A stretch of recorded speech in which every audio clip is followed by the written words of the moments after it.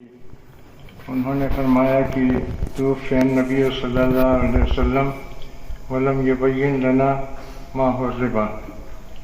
تو یہ روایت مشہور روایتوں کے خلاف ہے۔ مشہور روایت یہ ہے کہ حجۃ الوداع کے موقع پر نبی کریم صلی اللہ علیہ وسلم نے تفصیل کے ساتھ سود پر روشنی ڈالی تھی، سود سے خبردار کیا تھا، اور یہ فرمایا تھا کہ سب سے پہلا سود میں اپنے چچا عباس کو پیروں سے رونتا ہوں، اور بھی آپ نے الفاظ فرمائے تھے۔ تو وہ مشہور بات ہے، مشہور روایت ہے، اور ظاہر ہے کہ حجۃ الوداع کے کئی مہینے کے بعد آپ کا وصال ہوا ہے۔ تو سود کے بارے میں بہت ہی واضح حکم قرآن پاک میں آ چکا تھا، اور نبی صلی اللہ علیہ وسلم نے مکمل طور سے اس کی وضاحت کر دی تھی، کسی وضاحت کی کمی نہیں تھی۔ اور اس کے بعد پھر لوگوں میں سود کے سلسلے میں اختلافات ہوئے۔ ایک بہت بڑا مسئلہ یہ آتا ہے کہ سود ہے کیا؟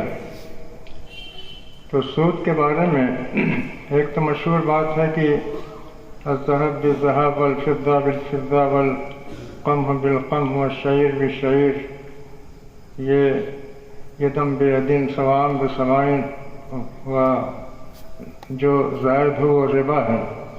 تو یہ تو بہت محدود سی بات تھی، چھوٹی سی بات۔ اس کے بارے میں اس کے بجائے قرآن پاک نے ہمیں نہایت واضح الفاظ میں آگاہ کیا ہے کہ سود کتنی بڑی لعنت ہے، اور سود سے کس طرح قومیں تباہ ہوتی ہیں، اور سود سے کس طرح سے انسانیت کا گلا گھٹ جاتا ہے۔ یہ قرآن پاک میں سورہ بقرہ میں اور سورہ آل عمران میں بہت ہی واضح الفاظ میں یہ باتیں کہی گئی ہیں جو غور و فکر سے تعلق رکھتی ہیں۔ اللہ تعالیٰ نے کسی بھی برائی کے بارے میں اعلان جنگ نہیں کیا۔ یا ایھا الذین آمنوا اتقوا اللہ وذروا ما بقی من الربا ان کنتم مؤمنین فإن لم تفعلوا فأذنوا بحرب من اللہ ورسولہ۔ یہ ہماری طرف سے اللہ سے جنگ کا اعلان نہیں ہے، بلکہ اللہ تعالیٰ کی طرف سے، اس کے رسول کی طرف سے اعلان جنگ ہے سود خوروں کے خلاف۔ اتنی زبردست وعید کسی بھی برائی، حتیٰ کہ شرک کے بارے میں بھی اتنی زبردست وعید نہیں آئی ہے جتنی کہ سود خواری کے بارے میں آئی۔ سود ایسی لعنت ہے جو قوموں کو تباہ کر دیتی ہے اور انسانیت کا گلا گھونٹ دیتی ہے۔ یہاں اس کا موقع نہیں ہے، ہمارے عزیز نے پہلے ہی تنبیہ کر دی ہے کہ زیادہ وقت نہ لیں، ورنہ ہم بتاتے کہ قرآن پاک نے کس کس طور سے سود کی قباحت اور اس کی لعنت اور اس کے بھینکر ہونے کو بیان کیا ہے، اور کس طرح سے اس سے خبردار کیا ہے۔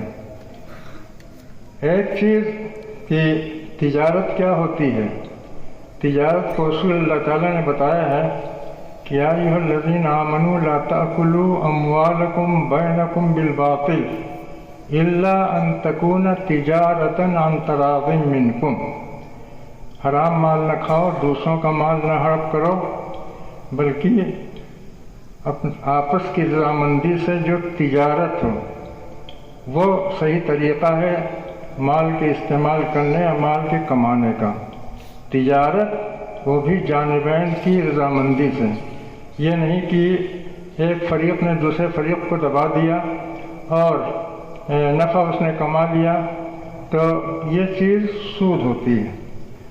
سود کے بارے میں خالی چند چیزوں میں اس کو محدود نہیں کیا جا سکتا ہے، سونے چاندی یا پیسے کا پیسے سے تبادلہ، یا جو اشیاء گنائی گئی ہیں وہ برابر برابر اگر ان کا تبادلہ نہ ہو تو سود ہے، بلکہ سود کی جو اصل روح ہے وہ ظلم ہے۔ ظلم جس کاروبار میں، جس تجارت میں، جس بزنس میں ظلم پایا جاتا ہے، یعنی ایک فریق کی طرف سے دوسرے پر ظلم، تو وہ سود کے حکم میں آ جائے گا۔ اور وہ قطعاً حرام ہوگا۔ اسی طرح سے یمحق اللہ الربا ویربی الصدقات واللہ لا یحب کل کفار اثیم۔ کفر، کفران نعمت اور گناہ، یہ بھی سود کی خاصیت ہے۔ تو جس کاروبار کے اندر، جس بزنس کے اندر ظلم پایا جائے، کفر پایا جائے، اسم پایا جائے، گناہ کا پہلو، تو وہ سود کے حکم میں آتا ہے اور وہ قطعاً حرام ہوگا۔ آج کل جو تجارت کی، بزنس کی مختلف شکلیں پائی جاتی ہیں، جس کو کہا جاتا ہے کہ بہت پیچیدہ ہیں اور ان کے بارے میں اظہار خیال کرنا آسان کام نہیں، بھی صحیح بات ہے کہ پیچیدہ شکلیں ہیں، لیکن یہ بات ہمارے سامنے واضح رہنی چاہیے کہ دوسروں کو نقصان پہنچا کر کے اگر کوئی فائدہ حاصل کیا جاتا ہے تو وہ حرام ہوتا ہے، اور کسی حرام چیز کا کاروبار کرنا وہ حرام ہوتا ہے۔ نبی کریم صلی اللہ علیہ وسلم کے بارے میں حضرت عائشہ کی روایت ہے، وہ فرماتی ہیں کہ جب سود کی آیتیں نازل ہوئیں تو نبی کریم صلی اللہ علیہ وسلم نے ان آیتوں کی تلاوت فرمائی مسجد میں آ کر کے، اور اسی وقت آپ نے شراب کی تجارت حرام کر دی، تجارت الخمر، اس کو آپ نے حرام قرار دیا انہی سود کی آیتوں سے استدلال کرتے ہوئے۔ اس لیے کہ سود خالی چند چیزوں کو کمی بیشی کے ساتھ لینے کا نام نہیں ہے، بلکہ سود کی روح جو ہے وہ ظلم ہے۔ تو ظلم ہے، فساد ہے، گناہ، اللہ تعالیٰ کی نافرمانی ہے۔ یہ چیزیں اگر پائی جاتی ہیں تو وہ کاروبار حرام ہوگا، اس کے لیے کوئی گنجائش نہیں ہوگی۔ تو یہ بہت ساری چیزیں ہیں جن کے بارے میں اس طرح سے ہم فیصلہ کر سکتے ہیں کہ یہ چیز جائز ہے کہ ناجائز ہے۔ باقی ہمارے پاس اگر رقم ہے تو اس رقم کو ظاہر ہے کہ اپنے پاس رکھنا خطرناک ہے، بینک میں رکھنا ہماری مجبوری ہے، لیکن اس رقم پر جو سود کی رقم آئے تو اس کو نہ بینک میں چھوڑنا چاہیے اور نہ اپنے اوپر استعمال کرنا چاہیے، بلکہ اس کا صحیح طریقہ یہ ہے کہ وہ غریبوں میں، یتیموں میں، فقیروں میں، بیواؤں میں تقسیم کر دی جائے یا اس سے ان کی مدد کی جائے۔ سود کے حرام ہونے کی جو اصل وجہ ہے وہ یہ کہ وہ غریبوں، مجبوروں، بے کسوں کا خون ہوتا ہے۔ ایک سود خوار دراصل غریبوں کا خون پیتا ہے، تو اب اگر اس کو غریبوں کی رگوں میں لوٹا دیا جائے، ان کی طرف لوٹا دیا تو اس میں کوئی قباحت نہیں ہوتی ہے۔ سود کی رقم جو بینکوں میں ہوتی ہے اس کو ہم اپنے اوپر نہ استعمال کریں اور نہ کسی اپنے عزیز کو دیں، نہ کسی مالدار کو دیں، البتہ اس کو غریبوں اور بے کسوں میں تقسیم کر کے اس کا ہم صحیح حل نکال سکتے ہیں۔